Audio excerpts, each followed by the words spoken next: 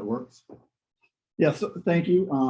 It's great to be here. Thank you for inviting me to talk about something very important, which is patents and the inventor's obligations to make sure that those patents are enforceable and aren't easy to attack when you need them the most. And just a little bit more about myself. I got my BSEE in 1985, started work for Bechtel Power, building electrical controls and instrumentation and power systems for the Vogtle nuclear power project outside of Augusta.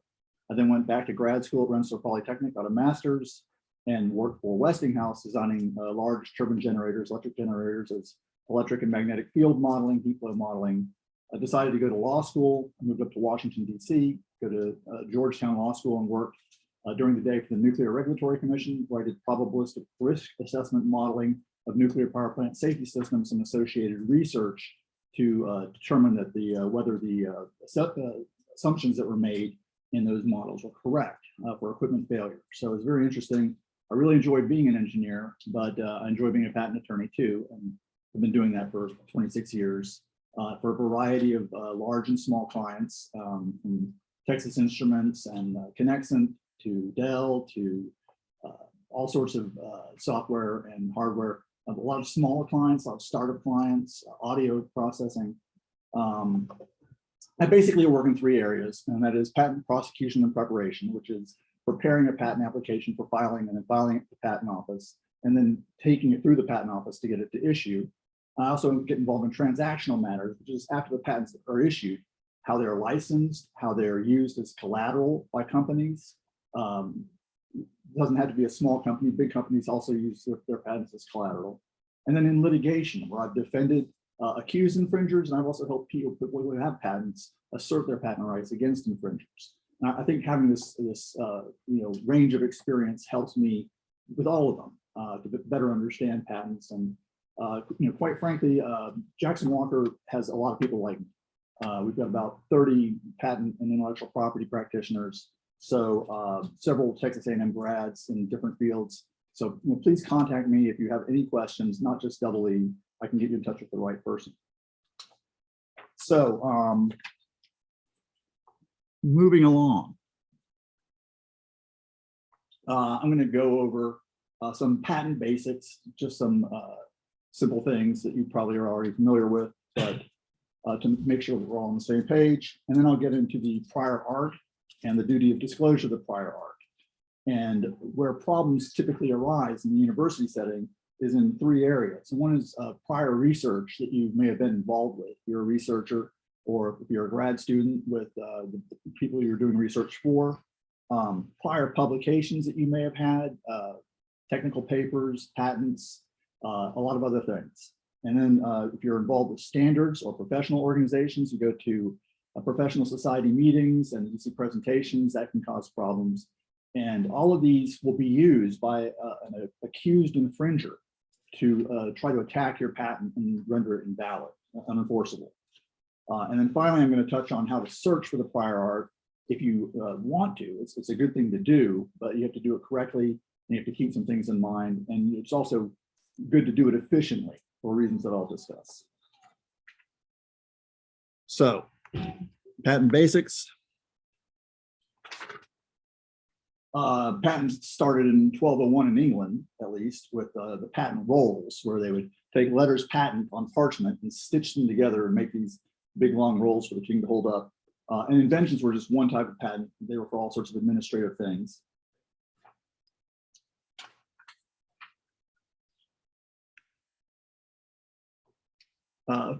So patents for inventions today are still granted by a sovereign, which is typically a state.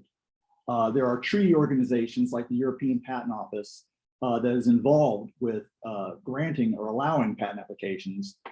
There's something called a unitary patent that they're trying to put into practice, but they don't have that yet. So if you want a patent, you have to get it in each country, and that can get very expensive. So one of the things to think about when you're starting off on your patent journey is, where do I see this invention being used? Where do I see this invention being manufactured?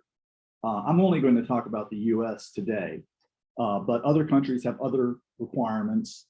Absolute novelty is a big problem for a lot of US inventors. You get used to the grace period that they give you in the US. Other countries don't give you any grace period. So the first time you publicly disclose your invention, it becomes prior art in that country that you can't overcome. Patents generally allow the patent owner to exclude others. In the US, you can also get damages in the way of a reasonable royalty or lost profits in some circumstances. But in general, around the world, the injunction is what's viewed as the most important aspect of a patent, the ability to exclude others so that you can keep your monopoly, just like what the king gave back in England in 1201. In the US, you don't have to be practicing the invention. You don't have to get an injunction, you get these damages. And maybe that's why US patent law and patent litigation is so much more contested, and why there's this attack on the duty of disclosure and the failure to comply with the duty of disclosure. Because there's a lot of money at risk in these inventions that aren't being used by the patent owner. And the accused infringers can try to design around, but sometimes the claims are just too broad, and they're going to put all of their efforts into invalidating the patent. A patent is the ante to the patent game. The patent game is big, big money. No one is going to part with money for a license to your patent, really. They will give you money for technology, and that's what universities have a lot of. They have a lot to offer, and your patents are protecting your technology and giving you also the entree to these companies to work as partners and research collaborators. But it is important to realize that these collaborators and partners are third parties, and that you can inadvertently disclose something that you should have not disclosed, and that becomes prior art. And I'll talk about that later. Incidentally, VLSI, the company that got the $2.18 billion from Intel, is a non-practicing entity. Intel tried to make hay of that up the road in Waco, and they weren't successful.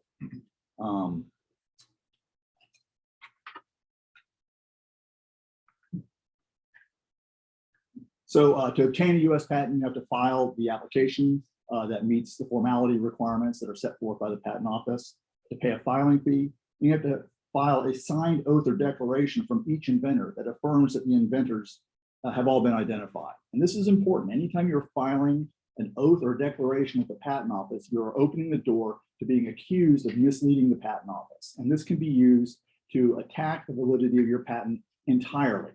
When an accused infringer is infringing claims, they will try to attack the validity of each claim. But if they can take out the entire patent with one argument, that's very attractive to them. So you have to be very aware of the duty of disclosure, and you have to comply with it, and particularly this aspect of it, which is identifying all of the inventors. The formality requirements for a patent are set by regulation, and they include drawings, a specification, which is usually a description of the drawings, and claims. Drawings have to meet drawing regulations, which are voluminous. The drawing on the left is one that I prepared using stuff I learned from patent draftsmen to do pretty much the same thing. It's a lot quicker for me to do this while I'm drafting rather than do some hand scrawl and send it to the draftsman and get it back and make corrections. So I do that to save costs for the client. You could also do this if you're an inventor and you want to create a document that describes your invention. Anything would help. I mean, we certainly don't expect this as patent attorneys, but if you can do this, it can help, and we can use it as a basis for going forward. The drawing on the right is the sort of thing that I would send to a patent draftsman. It's more complicated, it's not terribly expensive, and they know how to do it right. The specification, as I mentioned, is generally a detailed description of the drawings. You put as much detail as you can into it. And the claims should correspond to the drawings, and they will define the legal monopoly that you're seeking to get. Now, why do the claims correspond to the drawing? Because the Patent Office requires anything that's in the claims to be shown in the drawings that's amenable to be shown. So it's good when you're preparing your application, when you first go to seek patent protection, to have an idea of what it is you want to claim. And if you're going to do drawings, to make sure that the drawings correspond to those claims. And when you're searching, one reason to search is to look at how other people disclose and claim their invention. Sometimes inventors will give me a lot of stuff that they want in the application that doesn't really help, like test results and graphs and things. Those are very difficult to claim. It's good information to have in case there's a question about whether or not this invention actually works. It may not go into the application though. And if you spend a lot of time coming up with a really pretty graph, you think, well, I'm helping this patent attorney. It may not be as much help as just doing a simple system diagram and maybe a few flow charts. But let's look at an example claim. And this is an apparatus that comprises an engine, a transmission operatively coupled to the engine, and at least one wheel operatively coupled to the transmission. So that's claim has this one sentence, has a single period. It can be as many pages long, but this is a very short, broad claim. But what does it cover? Does it cover an automobile, a mill, a motorcycle? Perhaps this claim is too broad. If you're starting off with claims this broad, you might want to reassess whether you need to narrow it if it's reading on something that's already out there. That's the prior art, which we'll get to shortly. After an application is filed, it's assigned to an art unit. And this comes from hundreds of years ago when patents were directed to the technological arts like tractors and plows and stuff. And that's maintained even today with stuff that you wouldn't even call an art. Art Unit 3611 looks close to this example claim, which is has a number of classes like land vehicles and motor vehicles, but it also has class 40, card, picture, or sign exhibiting. So the examiners in the art unit are experts in these classes. They know everything about these classes. And you're going to get the best prior art search from your application after you file it. So, that's one thing to keep in mind. If you're going to spend a lot of time searching the prior art, is that someone else is going to do this for you. And it might be better off just to file the application if you're an expert in the field and you feel very confident that what you're doing is novel and non-obvious. There's still, like I said, some value in searching the prior art to see what other people are doing, how they're discussing their invention, what the claims are directed to. But I wouldn't maybe invest as much time in that unless there's a really good reason. Now, how did this card, picture, or sign exhibiting get into this machine land vehicles art class? Well, there's not enough work for Art Unit 3611. Then they'll start looking for something else to throw in there to keep the examiners busy. And so they get something that's relatively simple because these guys are experts and ladies are experts in vehicles. And if they have to do something extra, it can't be something very, very difficult that they're not familiar with. So they pick, card, picture, or sign exhibiting data processing, financial, business, practice management. That class 705 is a death class. That's what they assign patents to if they want to kill them. They're business methods, and they are very difficult to get through the patent office. So basically, they'll give those to anyone and just say, here, get rid of this. So the examiners have to have a technical background, and they can come from industry or academia and have all sorts of levels of experience. Some people come right out of school. Some people have been working for 30 years. But in order for an examiner to sign an office action, which is an official action by the patent office, where they're acting on behalf of the United States government, they have to have signatory authority. So what you'll see is that you have a range of allowance rates and examiner experience levels from number of cases. So examiner winner, which would be a great examiner to have, has a 90% allowance rate with 551 cases. He's probably a primary examiner, which means he can sign his own office actions and get his cases allowed. Examiner Paulk with 2 cases and the 0% allowance rate is probably a non-signatory junior examiner. They work for a primary. The primary has nothing to gain from allowing cases from this junior examiner. So they'll probably keep requiring this junior examiner to keep rejecting the claims over and over, as unfair as that might be. So you'll have a uphill battle with those kinds of examiners. Yes. Can you say someone can select an examiner? Well, no, you can't do that directly. What you can do is you can file a bunch of applications and hope that they get assigned to different examiners in that art unit. Or you can look at the art unit and the classes that are handled by that art unit and draft the claims so that you go to an art unit with no junior examiners or overall high allowance rates. Some art units have examiners with 1,000 cases and a 5% allowance rate. That's an art unit you want to avoid. And the way you do that is by looking at what the art unit covers and not drafting your claims so that the Office of Initial Patent Examination will send it there. So that's changing, and now they have a central case management docket. But in any event, there are things you can do, but they're not guaranteed, and you may end up in front of a bad examiner even if you don't like it. So examiners advance through the GS pay scale from grade 1, step 1 at $20,000 a year up to grade 15, step 10 at $140,000 a year. And they do that by getting production credits. And they get most of their production credits from issuing an initial office action and then a final decision, which is usually a rejection, but it can be an allowance. They also get some credits for other things, but generally that's the bread and butter of their practice. Final rejections are not really final. They just require you to pay an additional fee to keep going with that examiner. You can't change the claims too much. You have to pretty much keep the same invention. You usually have to narrow the claims, because if you don't amend the claims at all, the next office action after you pay this additional fee can be a first office final, which they love because they get 2 credits and the applicant hates because it means they wasted a filing fee. So unless your arguments are just incredibly persuasive, and there's ways you can test those out before you try that, you have to narrow your claims. Not the best strategy if you think you're entitled to broad claims. You can also file a continuation or divisional, depending on the circumstances. So again, there's things you can do. This is just patent basics, and I wanted to throw that out there because a lot of times people will go over the dry stuff, and I wanted to get more into like the background, what's actually happening at the patent office. But now we're going to get into the prior art, which is kind of the focus of this presentation. So prior art is defined by law, and in the US, it's defined by a law called 35 US Code 102, which states that an inventor is entitled to a patent unless the claimed invention was patented. So, it's the first question is, if this invention has already been patented, well, it may have been a great idea. It was a great idea. Somebody else got a patent on it, so you can't get another patent. If it was described in a printed publication or in public use or on sale or otherwise available to the public before the effective filing date of the claimed invention.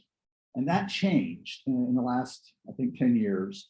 It used to be before the invention by the inventor. And that was very friendly towards innovation. And the US changed and became less friendly towards inventors and made it first to file instead of first to invent. As a practical matter, first to invent is difficult. It creates uncertainty. If you're a big company and you're aware of a patent out there and you don't know whether or not you want to go into that commercial business because of this patent, you don't know how far back they can go with their claim to inventorship. So it makes sense to have this change, but it is a change you should be aware of if you thought it was first to invent. That is no longer the law. Now, all of that stuff is public. This last thing, described in a patent or published patent application before the filing date of the application, is private, potentially, most likely. That's probably what it's directed to, because when you file an application, it will pend in the patent office for 18 months before it's published. So if you're searching for, if you're in a hot research area and you want to file an application, and you want to see what other people have been filing on, you're going to be looking 18 months in the past. So that's one reason to maybe focus your search on published technical journal papers and try to divine whether or not they may have filed something based on that, because that stuff gets published right away. But anyway, this is the prior art that you're up against and that you have a duty to disclose.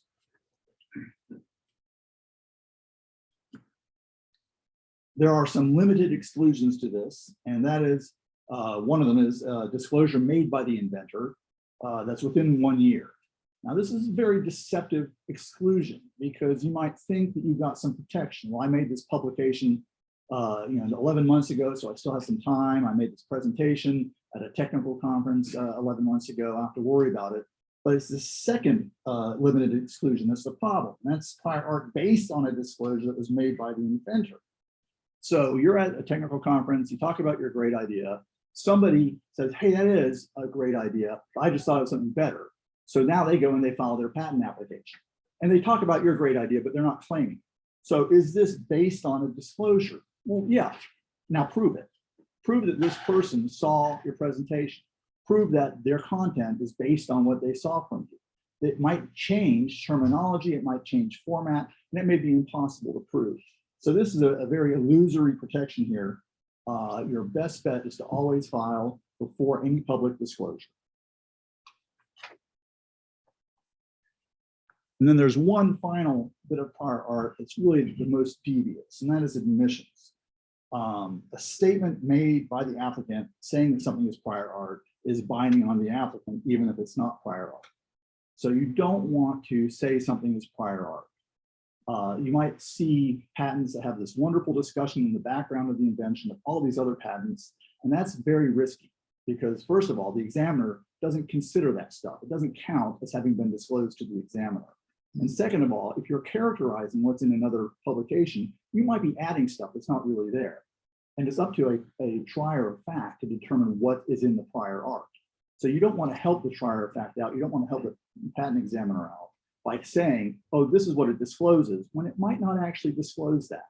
So as my practice as a patent attorney is to have a very short background section, maybe one paragraph or one sentence even, and to take anything like those prior art publications and just submit them in what's called an information disclosure statement, which is the way that you get it considered by the examiner. The examiner has to go through the IDS and has to initial everything or line it out if you didn't identify it properly or if it wasn't considered, and then you can resubmit it. But that way it's on the record that the examiner looked at this prior art and considered it, and that has some weight when determining whether or not the claims can be attacked based on that prior art. It doesn't prevent them from being attacked, but it helps to remove that, to give you an argument that, oh, well, this is what's called cumulative. This is prior art that the examiner considered and decided was not relevant.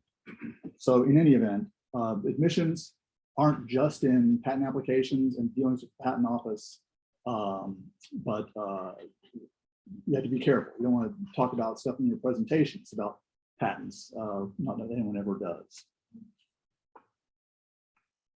So hopefully you have a better understanding of what the prior art is, but it's kind of dry just to talk about statutes and regulations. So I've got some case law examples that will explain why the duty of disclosure is something you really have to pay close attention to throughout dependency of the application. It's a continuing obligation to ensure that prior art has been disclosed until the patent issues. Once the patent issues, obligation ends. You get a new piece of prior art that you realize makes your patent worthless. You don't have to do anything with it. But if you get it the day before that patent issues, you have an obligation, and it can be very difficult sometimes.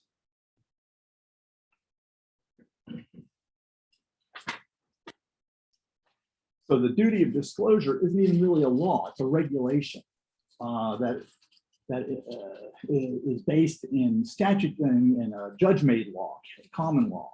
And judges have said that if you're dealing with the patent office, you have this duty of candor, continuing duty of candor during all your dealings with the patent office and the patent application. And this duty of candor applies to each individual associated with the filings. Oh, that's a fuzzy word. Associated with is your wife, your kids, are they associated with it? And you have to disclose all information known to that individual to be material to patentability. Oh, there's some more fuzzy words. So you've got this melange of words that says you have an obligation to disclose. You can kill your patent if you don't, but figure out what you have to do. So the safest thing to do is disclose too much instead of not enough. And you can do this as soon as possible. You can do it with filing. You can do it after filing, up until the patent issues. Now, the problem that you run into, particularly in the university research arena, is that you've got so much prior art. You've been exposed to so much, and it can be very difficult to disclose too much. And you can submit roomfuls of patents, and you don't really want to do that. It would cost a lot, and it's not necessary, quite frankly.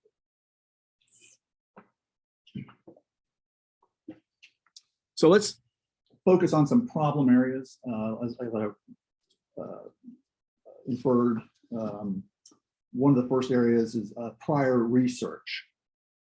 So you've probably been involved with, research in other areas by the time you come up with your current great idea.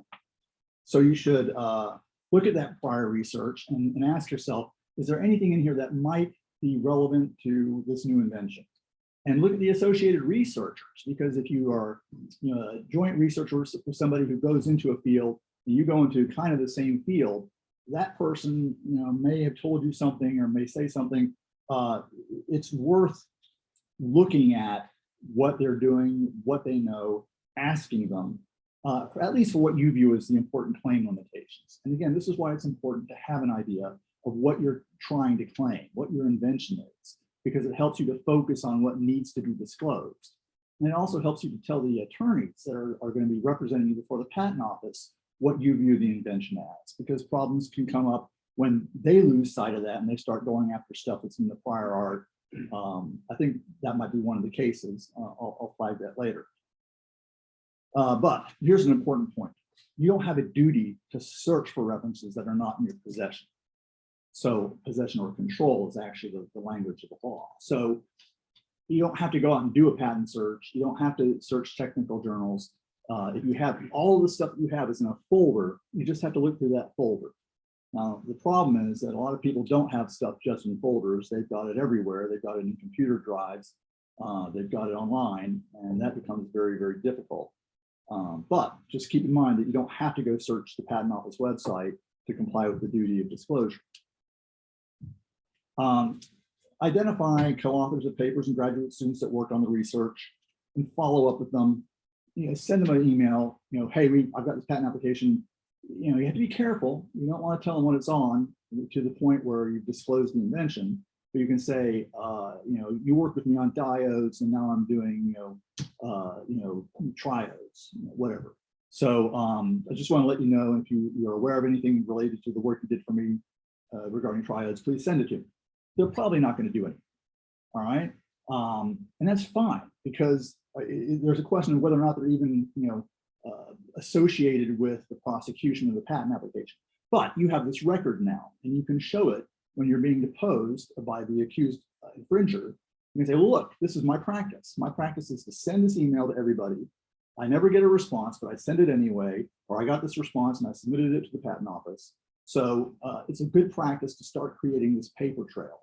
And you might want to have a special folder for all your patent applications, and then a subfolder under there called, to be disclosed to the patent office or to be used in the event of litigation or something. You ask me before you create that folder, but maybe just folder 1 and folder 2 would be better. You always have to be careful, because keep in mind that whatever you do may be discovered. There's some exception to communications with attorneys. So, definitely ask your attorney, on campus, outside counsel for help. But at a minimum, at least just start gathering all this stuff and putting it in the folder. If you don't get an answer from them, keep following up. And again, you're just doing this to paper your defense. Hey, look, I didn't get an answer, and I kept asking, but they didn't answer. So I'm doing everything I can. There's so much prior art out there, and you can't blame me if I miss something. Cited references from publications should be identified and considered for disclosure using that same standard. Is it relevant to a particular limitation or limitations that you think are important for your patent? Again, it can get very complicated, but that's probably a way to manage it, especially if you have a list and say, this is what I'm looking for, this is what I'm going to disclose. No intent to mislead the patent office. You provide that to your attorney.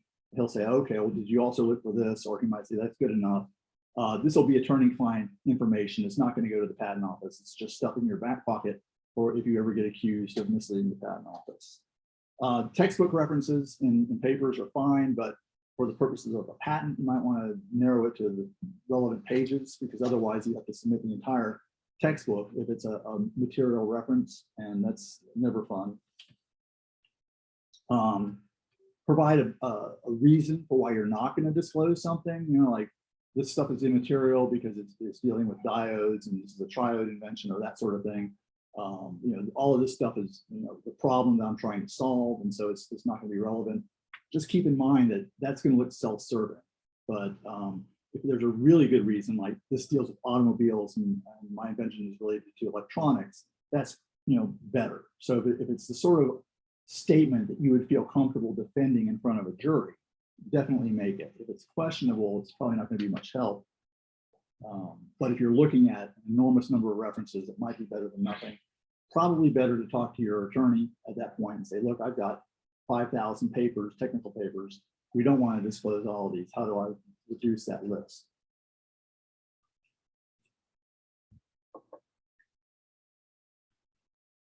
All right, so this is an interesting case.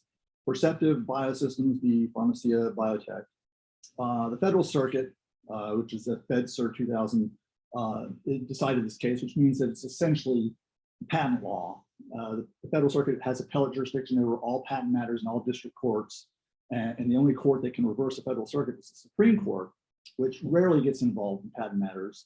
It does get involved, and when it does, it usually makes a mess of things. But and if you see Supreme Court, then it's really important. But this is probably good law, and you never know. But anyway, so the named inventors of the patents in the suit included a professor at Purdue.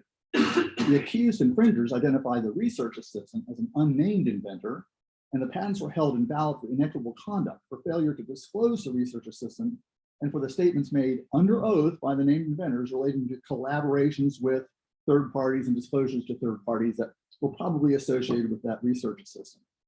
So think about that for a second. The accused infringers found this research assistant, tracked down who she was collaborating with, what she was disclosing, all of this stuff.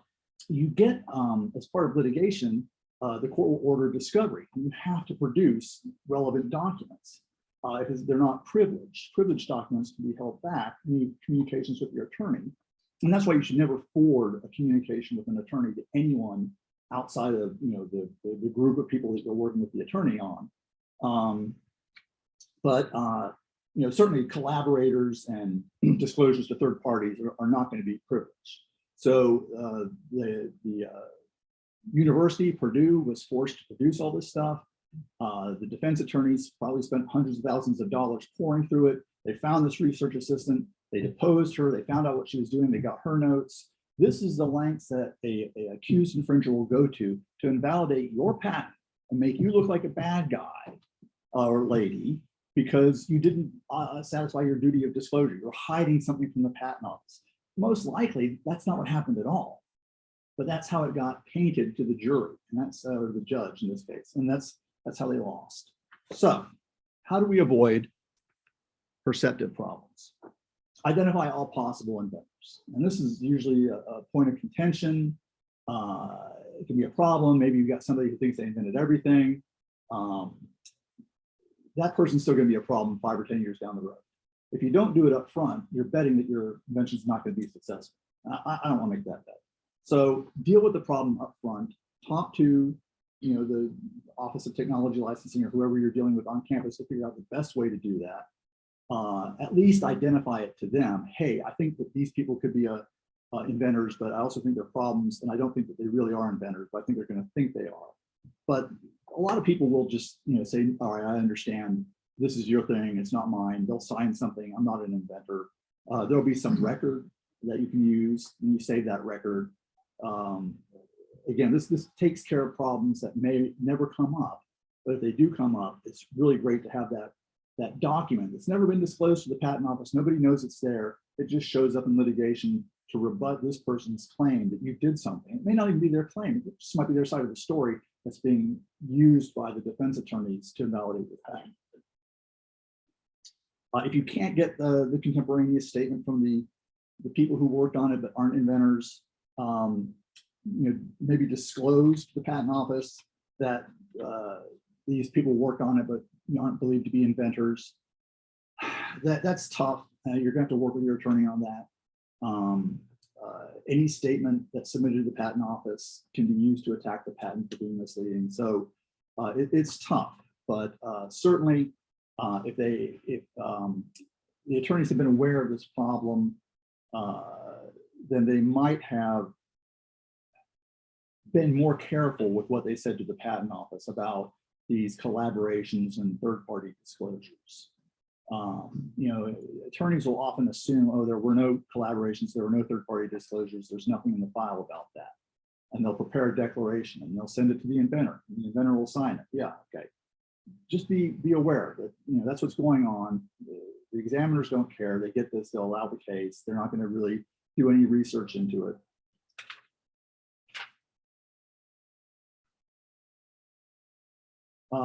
In addition to prior research that you may have done, there's prior publications, both yours and third-party publications, but primarily yours because you don't have a duty to search. So if it's in your possession, it's a third-party publication. Yeah. But if it's yours, that's a bigger problem, because even if you don't have that in your possession, it may still be under your control, you know, on a technical society service that, you know, you don't access very frequently, you know. So let's look at some details. So the prior publications include patents, research papers, publicly available theses. So anything that's available through your university library, a thesis that's online, even if it's not been accessed, if it's publicly accessible, it qualifies. Materials posted to the internet, such as preprints, archive.org is just one. There's, I think, hundreds of preprint servers, white papers in your possession. You can post a white paper on a website. There's no duty to search, but these things might be under your control, so be careful. Copies of abstracts, slide presentations, and draft papers that were provided at a technical conference to others. So if you're sitting out in the audience and these abstracts are being handed out, it could be a publication that you're going to be tagged with having knowledge of, even if you didn't actually have it in your possession. But if you do have it in your possession, and if you do get it, you might want to put it in a file if it's related to something you're getting a patent on or seeking patent protection for. Poster board presentations at technical conferences are a real problem, because it depends on how long they're up and whether or not you could make notes or take pictures. But that sort of thing has been used to invalidate patents too. So just be aware that if you see something and it's related to what you're doing, what you're seeking a patent on, if there's some way you can provide it to the patent examiner, then that's the best thing to do, because it's out there. It's, you know, even if they can't get you for inequitable conduct, it is prior art that could be used to attack your patent once you get it. And you might say, oh, this isn't really related, but if you provide it to the patent attorneys, then, you know, they can see it and say, okay, we aren't going to claim this because that's prior art. And then this is a real problem: postings on YouTube, Twitter, Facebook, ResearchGate, academia. You teach a class, it's recorded on a Zoom, goes online, and now something you said in class is prior art. So again, just be aware of that. I'm not sure there's an easy fix for that. So the case for this is not terribly pertinent to all that. The applicant disclosed a commonly owned prior art patent to the US Patent Office and then characterized it differently before the European Patent Office. The European Patent Office doesn't require you to disclose. They just found it and they relied on it to reject the claims. So the applicant did everything they were supposed to do here. They did the right thing. But the patent was held invalid for failure to disclose the statements made to the European Patent Office. So, you know, is this a patent attorney fail? Absolutely. Patent attorneys screwed up. They shouldn't have done that. What were they doing? Were they even going after the right invention? Would they have had a better appreciation for what statements to make to the two different patent offices that were consistent, so that this wouldn't be a problem? If the inventor had said, oh, here's the invention. This is a more difficult case, because the director of research and the patent attorney got together and said, hey, let's find a way to get a claim on this, because this is going to be worth a lot of money if we can get it. But again, you just have to be aware, make yourself available to patent attorneys, help them out if they need it. If they send anything to you for signature, scrutinize it and make sure everything in there is absolutely correct. Don't assume that they're only going to put truthful statements in there. They're putting statements in there that they think are truthful, but you have to make sure ultimately that they are truthful. So how to avoid Theracense problems: identify and disclose all the relevant prior art in your possession, which was done. Provide a statement of the differences between the prior art publications and the claimed invention to the patent attorney, so that they understand Okay, these references aren't relevant because they disclose X, and I'm trying to do Y. And these references disclose Z, and I'm doing Z prime. And sometimes that can become important during prosecution. If the patent attorney understands that distinction, they can, make sure that they're making the correct statements to the patent office. Provide reasons in a contemporaneous record why stuff isn't being disclosed. Again, this file is not important because it's from a conference on automated vehicles, and this is not related to automated vehicles. That may not help you in terms of prior art actually being in that folder, but it might help you from being accused of misleading the patent office intentionally, especially if you didn't do it just for that, but you do it for everything that you work on. You have this record and you can say, look, every time I do this, this is what I do. I've got 50,000 references here. I can't keep track of all of them. I do the best I can. So that kind of evidence can be very helpful in litigation.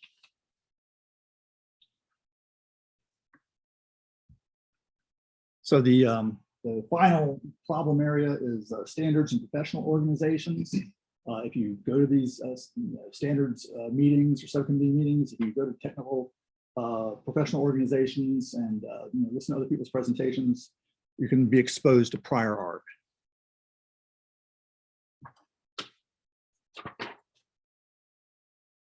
So, and again, this is stuff in your possession. You don't have a duty to search, but it comes with an asterisk because if it was in your possession, you threw it away, it can look suspicious. As you'll see in this great case, it's just right on point. Anything obtained from a standards organization, such as draft papers, presentations, drafts of standards, all that stuff, is public information. So definitely a good idea to keep that in a folder if you're working in that area. If you have an invention that is associated with a standard, definitely keep a folder with all this information. Essential patents from others on these standards. If somebody, my understanding is that's not how it happens, but if you're at a committee meeting and somebody has a list of their essential standards, or they are posing their essential standards or their essential patents for the standard, good idea to submit that, just to avoid any problems. So this great case, Semiconductor Energy Lab versus Samsung. The inventor attended a technical conference and obtained a one-page abstract of a speech on a paper, which they submitted to the patent office. The author of the paper testified that she sent the entire article to the inventor, but it wasn't disclosed, and the issued patent was held invalid for failure to disclose the entire paper. Wow. So the defendants went and found this author and got her to say, oh, no, I remembered sending this to the inventor. Well, there's probably some stuff in the record, the paper records that were produced, and paper trail led to her, and they got her to say, oh no, it's my practice. Whenever somebody asks, I send it. My secretary keeps a log of everybody that she sends the paper to, and here's the log. Did this inventor, just destroy it? Who knows? But he ended up being, characterized as a villain for not disclosing it, for having it and destroying it and not disclosing it. You just don't want that. You got enough headaches in your life, right? So how do we avoid semiconductor energy lab problems? Be aware of the commercial focus, and whenever you're around something going on in that area, be extra careful about any prior art that you get a hold of. If this inventor had kept that paper and submitted it, no problem. So maybe he threw it away. He thought, well, I've got the abstract, that's all I need. Didn't work in that case. Keep copies of everything that you receive during and after prosecution that's related to the commercial focus. Why after? The duty of disclosure ends when the patent issues. Well, you've got a patent. It might be valuable. It's good to know who might be using your invention.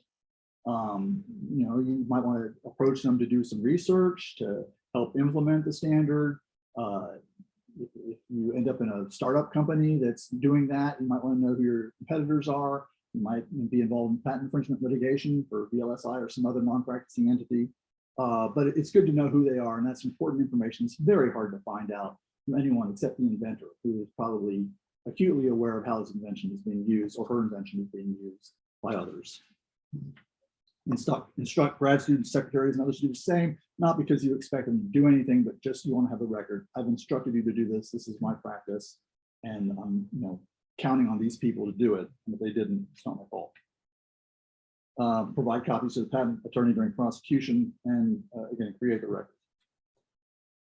So I'm not sure how I'm doing on time, but I won't use up a whole lot of time. If you need, I only have like a 5-minute. okay, good. I'll do this in 5 minutes. So searching for prior art to understand the competitive landscape. With all of these problems of having documents in your possession, does it make sense to go out and get more? You got to be really careful, but you can look online. Looking online is at least today not something they can ever track down. Maybe in the future they'll be able to prove what you looked at, track your eyeballs, what you read on the page, but right now you're safe. So it does make sense to search for earlier prior art. If there's any doubt that what you're doing is novel and not obvious, you might say, oh, well, maybe somebody did this back in the 50s with vacuum tubes. I'm doing it in solid state. But again, the patent office will do that for you too. And you're probably implementing it differently than they did with the vacuum tube. So it's not a great worry, but it doesn't hurt. There are some free search tools. The Google patent search is one I use a lot. You can just type in, ordinary language of what you're, interested in, and it pulls up a lot of stuff. The USPTO website and the Patent and Trademark Resource Center here at Texas A&M, which Jared will talk about this, are also great search tools. You're very fortunate having this PTRC because the tools that you get through that you can't get anywhere else, and they're very, so the examiners use, as Jared will talk about. The WIPO patent scope is also good for foreign patents, non-US and US too. They also have a patent landscape report, which is worth a look if you just want the background, and you can submit that whole thing to the patent office, and that's all you looked at. And finally, I'm not sure how much Jared's going to talk about the lens, but he introduced that to me, and man, that is great. I'm going to start using that a lot because it does what a lot of fee-paid search tools do for free. So free is better. Now, some of these fee-paid search tools like PatSnap, PatSnap, Relativity are very good, and they give you patent landscape. So you can say, I want quantum dot diodes or whatever, and they'll show you what companies are doing it, who's filing the most. Some of them, like PatSnap, will give you the value, so you can see the most valuable patent that has quantum dot diodes associated with it. You might start with claim terms or common language characterizations, depending on the search tool. Claim terms are great. If you know quantum dot diode is what you want to search, that's a great search. But if you want, quantum well or a Coulomb effect diode or something like that, again, try everything. You can spend a lot of time looking at the results. You review the references. You find how the references are talking about that technology and use those as search terms. You can search for patents that are owned by specific assignees or that name specific inventors or authors. So if you are aware of a paper that just came out, you want to see if this guy or lady has done any patent filings, you can search on their name. And again, best to review online. Don't print off copies unless there's a really good reason to. Are you going to do anything on this? No, I mean, mine's very basic. Okay. So this is an example of the Patent Office search tool. This is the quick search on the right. You have fields that you can select, and then you can enter terms. You can make it exclusive and or non-exclusive, or the advanced search, the patent number search. Patent number search is a patent number. The advanced search is a great tool, but it's a little bit complicated, but it's not that complicated. And then the bottom thing, the patent applications, that's published applications, which are different from patent applications. Some patent applications will never be issued as a patent. They'll just be a published application, and that's all you'll get. So those are very valuable. And you can also look at the patent prosecution history using what's called public patent application information retrieval, or PAIR. And you can get the office actions that were used to reject the claims of a published application and see what the examiner was using that's pretty complicated. And that's really something that maybe a patent attorney would do as part of litigation, but it's out there. And if you have any questions about this, I'm happy to answer any questions. Just give me a call. There's a lot of free stuff you can do. This is the lens. You can see it has on the right lists of companies, applicants, number of patents. I mean, this is great. You know that Microsoft, this was quantum dot quasi-particle. So Microsoft is all over quantum dot quasi-particles. You can narrow the search by inventors, owners, agents, and attorneys. All sorts of things you can do with the lens to get an idea of what the landscape is without even printing off any documents and creating any prior art problems for yourself. So to conclude, it's better to be over-inclusive than to omit something. But if you have a process for maintaining relevant prior art to avoid hindsight accusations, then have it, follow it, make sure you follow it, and that will help to prevent you becoming a name in a case that sets precedent on what not to do. Keep contemporaneous records of why stuff was not disclosed. Identify all relevant personnel and get them to sign a paper if you can, saying that they're not an inventor, that they don't have any prior art to disclose. And that's it.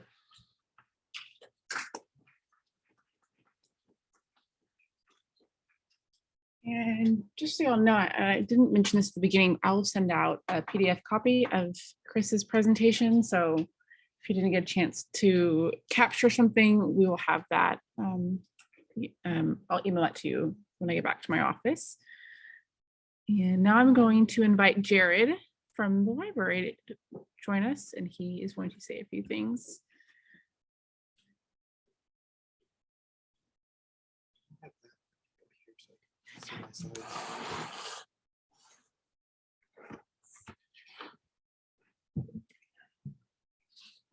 Okay up there? Yep. All right, howdy. I'm Jared Hoppenfeld, and I'm the director of the Business Library and Collaboration Commons on campus, on the other side of campus. In addition to being the director of that library, I'm also a patent and trademark librarian. And so I'm just want to basically tell you that we're there, tell you a little bit about what we can do for you. Some contact info, it's on the last slide also. So we are one of 85 patent and trademark resource centers around the country. And there's various things that you can get there that you can't get anywhere else, such as some of the databases, which I'm going to mention, as well as the expertise. I go to Alexandria, Virginia every year for a week of training to kind of keep up and be a so-called expert. I still don't consider myself that, but I know a little bit more than some others on campus. So here it tells you this from the USPTO, what a patent and trademark resource center is, or PTRC, designated by the USPTO to disseminate patent and trademark information and support intellectual property needs of the public. As far as who we help, basically anyone in the community, anyone on campus, including independent inventors and entrepreneurs, small businesses, researchers, students, and faculty and staff. Although a lot of the time, if faculty come to me, I can educate on patents, but often I will refer them to tech commercialization if it's any kind of research that they've done on campus, part of their job, where you have to kind of go through tech commercialization, then I usually will kind of steer them that way. Just a little bit of a history. It used to be you'd have to go to Washington, D.C. to do your patent research. And then back in 1871, they came up with this program where they had various libraries around the country where you could go and get some assistance. And now that's grown to 85 throughout the country. And because everything's bigger in Texas, we have the most, we have 6. California also does have 6 PTRCs. So as far as things that I can do for you, I can absolutely show you how to do patent research, how to do searches, and that includes classification searching, which is kind of the best comprehensive way of doing a search and making sure you don't kind of miss out on anything under a certain area of research or of industry or ideas that you might want to patent on. And the USPTO teaches us a certain process that we kind of pass on also. And we can also educate you about, what are patents, what kinds of patents are there, how long can you have patents, how do you get a patent, what are the fee schedules looking like. We can refer you to get legal advice. So that's the kind of stuff we can do. What we cannot do is we cannot give legal advice. That's why we refer to a patent attorney. We cannot speak to the patentability of an idea or an invention, and we cannot file a patent. I've been asked that, and no, I cannot do that. I don't have that expertise. Some of the resources that we have available, patent databases. So PubWest and PubEast are what traditionally patent examiners have been using for many years and many decades, actually, and it's looked the same. If you look at PubWest, it looks like it's from maybe the 90s or 80s. It still looks the same, but you can only access those in Alexandria, Virginia, one of the offices throughout the country. There's a few regional offices, and then the 85 PTRCs. PAT-FT and AppFT. AppFT is the one that has published applications that after 18 months are available online. PAT-FT and AppFT you can access freely on uspto.gov, so you can absolutely use that. And then this was supposed to be today. I didn't see a whole lot of news about this, but Patent Public Search is the newest resource that's supposed to replace these 4 databases I just told you about. And so this is what the patent examiners are using now. It's called Patents End to End is actually what they use. And then this Patent Public Search is the public version of it. And so it was supposed to come out today. I looked on the website, I don't see it yet, but that doesn't surprise me. It's going to come out eventually. They've been talking about it for years. So still, we'll rely on PubWest, PubEast, PAT-FT, AppFT to do our research. We do get print plant patents sent to us every week. So there are 3 different kinds of patents: utility, design, and plant. Plant is the least popular one. There aren't that many, but A&M obviously as an ag school, we do have plant patents. And so the color is very important. And so what they do is they print on the same kind of paper, and they use the same ink, and they send it to all 85 patent and trademark resource centers, and we keep them. I have them in filing cabinets at the LCC. And so you could always come and take a look at those. And then we also have materials on IP. So I make sure, to purchase any materials I think would be useful. And USPTO also sends us some brochures that we give out for free. Also, being a business library, we can help you do business research. And so when you're, coming up with an idea, if you're going to be in a certain industry, maybe you want some background information on that industry. We've got plenty of databases where you can find that kind of information. Demographics and psychographic information, maybe consumer spending behaviors, to find out, a little bit about who's going to be your target market. The industry environment, like I said, could also look at your potential competitors, potential suppliers. We have databases where you can look up companies. And then lastly, the expertise. Like I said, I go to Alexandria, Virginia during non-COVID times. I get to go for a week. Old Town Alexandria is just beautiful, so I really always look forward to going there. And learning and really networking with about 100 of my closest patent and trademark librarian friends. So looking forward, this time it's going to be online again, but hopefully next year things will be different. So that's really all I wanted to share with you. I don't know if we have time, if anyone had any questions for me or for Chris, for me or for Chris.